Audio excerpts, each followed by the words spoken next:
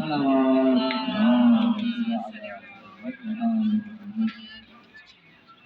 بالله من الشيطان الرجيم بسم الله الرحمن الرحيم. راجل محترم، آپ اس وقت اس مقام پر تشریف فرما ہیں. اس مقام کو وادی السلام کہا جاتا ہے اور تقریباً یہ بہت ہی قدیم ترین قبرستان میں سے ہے اور اس کی بڑی عظمت اور بڑی فضیلت ہے. اس کے روایتوں میں ملتا ہے چھٹے امام حضرت امام جعفر صادق علیہ السلام نے ارشاد فرمایا ہے کہ ما من عبد، اور بعض روایتوں میں مومن بھی آیا، ما من مؤمن یموت فی شرق و غرب، کہ کوئی بھی بندے مومن، اس میں قید مومن کی قید لگائی کہ ما من مؤمن یموت فی شرق او غرب، کوئی بھی بندے مومن چاہے وہ شرق میں مرے، مشرق میں یا مغرب میں اس کا انتقال ہو جائے تو کیا ہوتا ہے؟ الا وحشر اللہ روحہ، مگر یہ کہ اللہ اس بندے مومن کی روح کو محشور کرتا ہے. کہاں مرنے کے بعد؟ وادی السلام. کوئی بھی کہیں بھی مرے، ہندوستان ہو، پاکستان ہو، امریکہ ہو، لندن ہو، دنیا کا کوئی بھی خطہ اور گوشہ ہو، جہاں بھی بندے مومن مرتا ہے دفن وہی ہوتا ہے، مگر اس کی روح اللہ اسی بھی وادی السلام میں لے کے آتا ہے. ملائکہ یا جیسے بھی روح اس کی وادی السلام میں آتی ہے.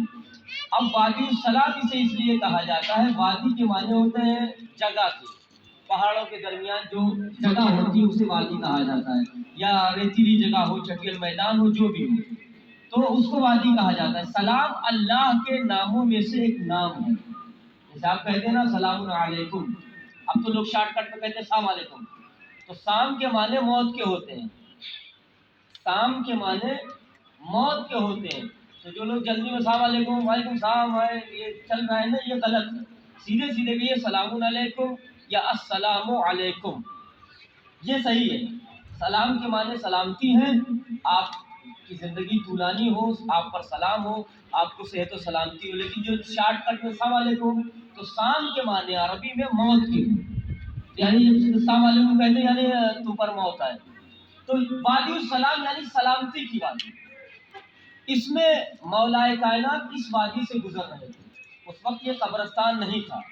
سن 36 ہجری سے لے کے 40 ہجری تک امیر کائنات، مولا ممکنات، حلال مشکلات، صاحب معجزات، ابو البرکات، مولود کعبہ، خلیفۃ اللہ، خلیفۃ الرحمن، ساقی کوثر، امیر المومنین حضرت علی بن ابی طالب علیہ السلام،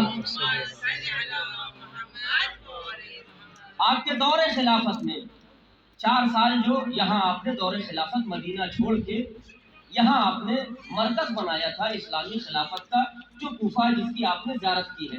اس دوران جب مولا ادھر سے گزر رہے تھے تو اس وادی سے بھی گزرے، اور یہ ایسے ہی میدان تھا. اس وقت غالباً اتنا مشہور قبرستان نہیں تھا، تو مولا نے وہاں کے لوگوں کو بلایا اور اس زمین کو خریدنا چاہا. تو آپ کے صحابیوں نے کہا مولا اسی زمین کو کیوں خرید رہے ہیں؟ نہ جہاں غلہ اگایا جا سکتا ہے، نہ پانی ہے، نہ اور دوسرے ساز و سامان، یعنی زمین ہموار اور سازگار نہیں ہے غلہ اگانے کے لیے یا کسی بھی دوسری چیز کے لیے. آپ ایسی زمین کو کیوں خرید رہے ہیں؟ تو امام نے فرمایا میں نے پیغمبر اسلام سے سنا ہے، انہوں نے مجھ سے فرمایا تھا اس سرزمین کے بارے میں کہ علی سرزمین وادی السلام یا شہر کوفہ یا نجف ایسی سرزمین ہے جہاں سے 70,000 اللہ کے مخلص بندے بغیر حساب و کتاب کے جنت میں داخل کیے جائیں گے. کتنے؟ 70,000 لوگ، انبیاء نہیں، اولیاء نہیں، شہداء نہیں، صالحین نہیں، نیک اور مخلص بندے اس سرزمین وادی السلام سے اٹھائے جائیں گے اور اللہ انہیں بغیر حساب و کتاب کے جنت میں داخل کرے گا. تو مولا نے لوگوں نے کہا کیوں آپ خرید رہے ہیں؟ تو مولا نے کہا کہ میں اس لیے خرید رہا ہوں تاکہ علی یہ چاہتا ہے کہ جب یہ 70,000 اللہ کے مخلص بندے اس سرزمین سے اٹھائے جائیں تو میری ملکیت سے اٹھائے جائیں، اس لیے میں اس زمین کو خرید رہا ہوں. صلو علی محمد و آل محمد. اور دوسری روایتوں میں بھی ذکر کیا ہوا ہے کہ اس سرزمین کو سب سے پہلے جناب ابراہیم علیہ السلام نے خریدا تھا۔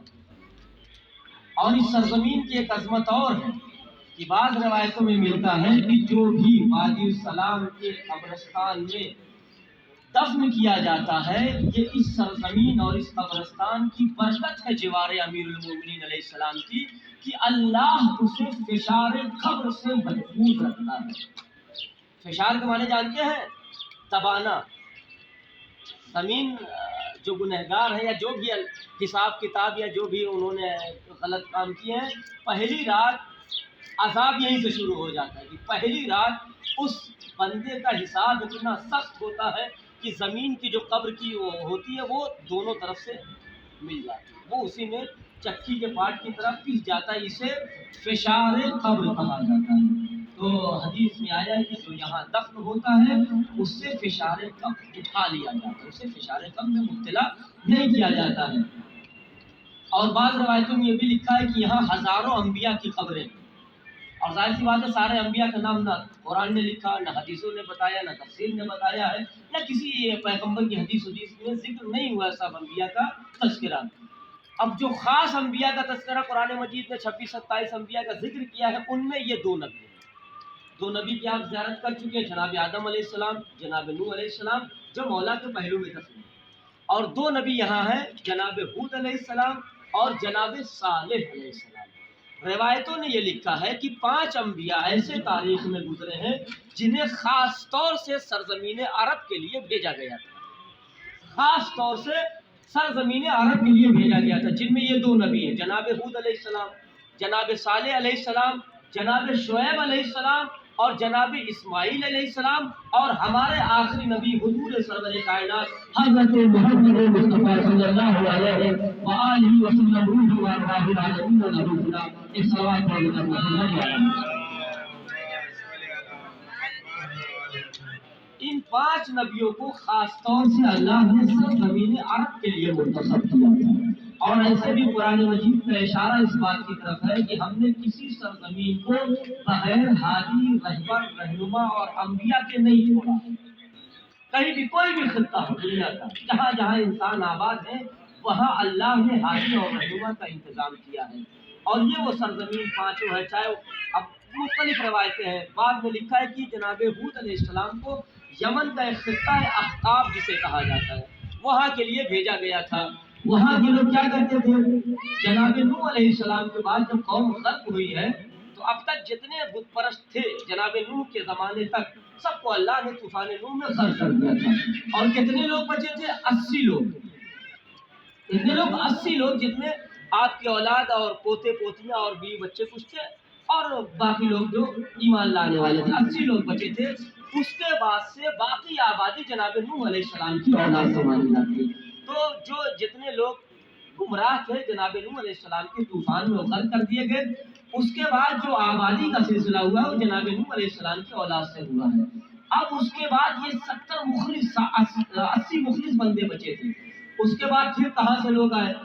تو وہ کہتے ہیں کہ جو بت پرستی پہلے سب سے پہلے جناب نوح کے بعد پھر شروع ہوئی، یعنی بتوں کا خدا ماننا شروع کر دیا لوگوں نے، تو یہ جناب ہود علیہ السلام کی قوم تھی، انہوں نے بت پرستی شروع کر دیا، بت بنایا اور اس کو پوجنے لگے۔ تو اللہ نے ان کی ہدایت کے لیے پھر سے پیغمبر بھیجا جناب ہود علیہ السلام کو، اور بڑی تگوتے، بڑے پہلوان تھے، بڑے لمبے چوڑے ہوتے تھے، بڑی بڑی عمارتیں بناتے تھے۔ قرآن مجید میں اس کا ذکر کیا ہے، الم تری کیف فعل ربک بعاد، غالباً تاکہ آیت میں تبدیلی نہ ہو، الم تری کیف فعل ربک بعاد ارم ذات العماد ولم یخلق مثلها فی البلاد۔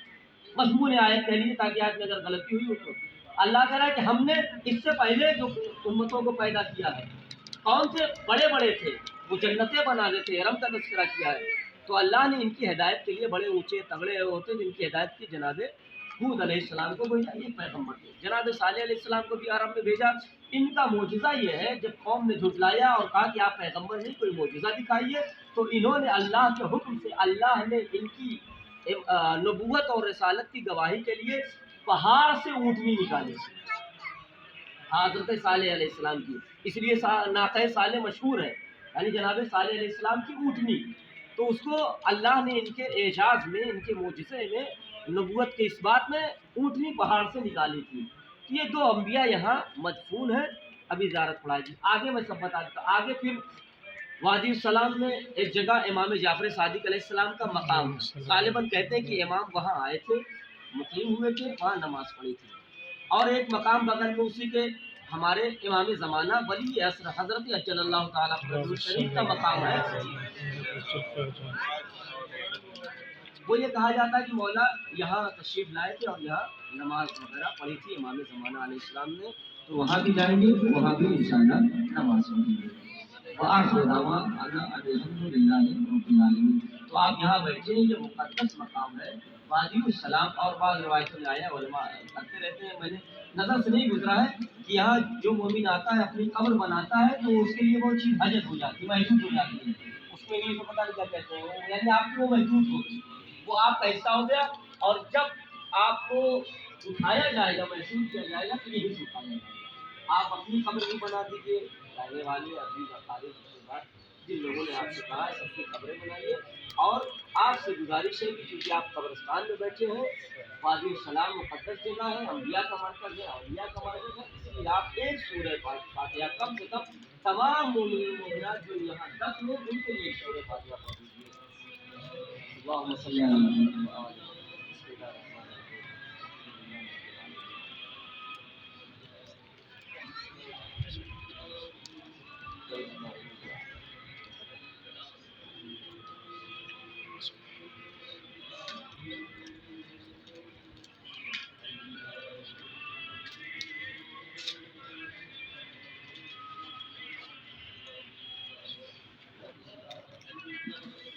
نماز زیارت پڑھیں گے، اور آپ لوگ 2 رکعت نماز زیارت پڑھ کے 2 رکعت جناب حود علیہ السلام کو اور 2 رکعت جناب صالح علیہ السلام کو ہدیہ کر دیجیے گا۔